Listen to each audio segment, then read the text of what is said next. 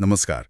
आज हम एक ऐसी किताब के गहरे पानी में उतर रहे हैं जिसने लाखों लोगों की सोच और व्यवहार बदला है।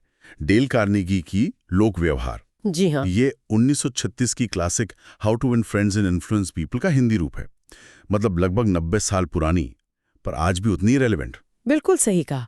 और ये देखना दिलचस्प है कि ये सिद्धांत जो इंसानी मनोविज्ञान पर आधारित है, आज भी कैसे टिके हुए हैं। तो आज का मकसद यही है कि हम इसके मुख्य सिद्धांतों को समझें, कैसे बेहतर रिश्ते बनाएं, दूसरों को प्रभावित करें। हाँ, और सिर्फ दोहराना नहीं, बल्कि ये देखना कि आज की डिजिटल दुनिया में ये बातें कितनी कारगर हैं, जहाँ असली इंसानी संपर्क शायद कम हो रहा है।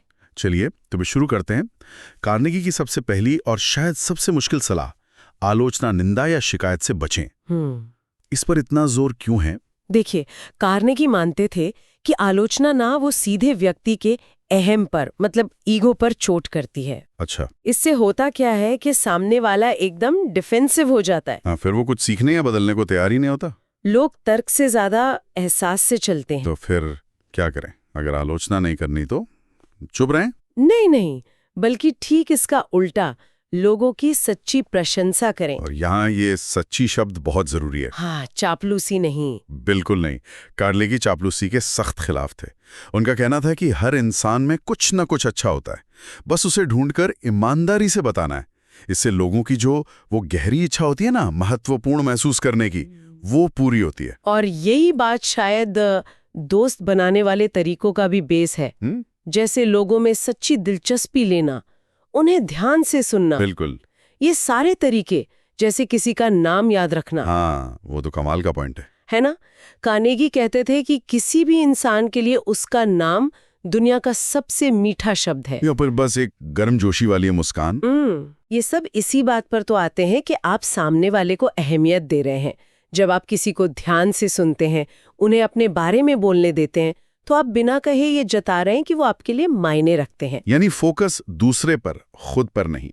लेकिन ये हमेशा आसान तो नहीं होता होगा, खासकर जब आप किसी को अपनी बात मनवाना चाहें। हाँ। कार्नेगी तो बहस से बचने को कहते हैं। ये सुनने में थोड़ा अजीब लग सकता है। अजीब लगता है क्योंकि हमें सिखाया जाता है कि बहस जीतो, अपनी बात साबित करो। सही।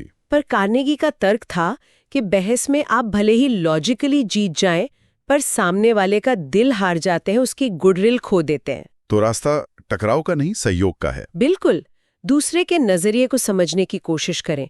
अगर आप गलत हैं तो फौरन मान लें, और बात हमेशा दोस्ताना तरीके से शुरू करें। और वो हाँ में जवाब दिलवाने वाले सवाल पूछने की टेक्निक। हाँ, वो एक तरह की साइकोलॉजिकल अप्रोच है।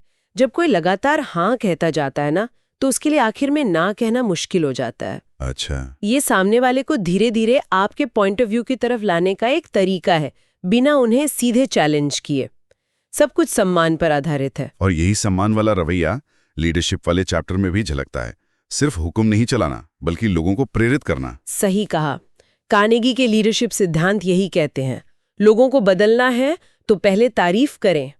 गलतियों को सीधे सीधे बताने के बजाय थोड़ा इनडायरेक्टली इशारा करें। अपनी गलतियों के बारे में पहले बताएं, फिर दूसरों की तरफ आएं। और सीधे आदेश देने के बजाय सवाल पूछें, जैसे क्या आपको लगता है ये काम करेगा? बिल्कुल। इससे लोगों को लगता है कि आइडिया उनका अपना है, फैसला उनका है, और सबसे जरूरी, उन्हें अपनी लाज रखने का मौका देना। किसी को सबके सामने शर्मिंदा करना शायद सबसे बुरा है। निश्चित रूप से। ये सब यही दिखाता है कि टिकाऊ असर अधिकार से नहीं, डर से नहीं, बल्कि सम्मान और आपसी समझ से ही बनता है। और ये बातें सिर्फ बिजनेस या सेल्स के लिए नहीं है, किताब में भी यही कहा गया है। हाँ, छात्र हों, पेशेवर हों, घर संभालने वाले हों, हर कोई इन उसूलों से अपने रिश्ते बेहतर बना सकता है। तो कुल मिला के निचोड़ यही है कि हमारी कामयाबी सिर्फ हमारी काबिलियत पर निर्भर नहीं करती, बल्कि इस पर भी बहुत निर्भर करती है कि हम दूसरों के साथ पेश कैसे आते हैं। बिल्कुल। और ये कला ईमानदारी से ही आती है, सिर्फ दिखावे से नहीं। चलते चलते एक सवाल शायद सोचने लायक है। बताइए। आज के इस तेज रफ्तार डिजिटल दुनिया में, जहां ध्यान भटकाने वाली इतनी चीजें हैं, कार्नेगी के सिद्धांतों को, खासकर लोगों में सच्ची दिलचस्पी दिखाने वाले सिद्धांत को ईमानदारी से लागू करने का सबसे असरदार तरीका क्या हो सकता है? कोई ऐसा तरीका जिसके बारे में शायद कार्नेगी ने सीधे तौर पर न लिखा हो, पर आज वो बहुत जरूरी हो गया है। इस पर शायद सोचने की जरूरत है।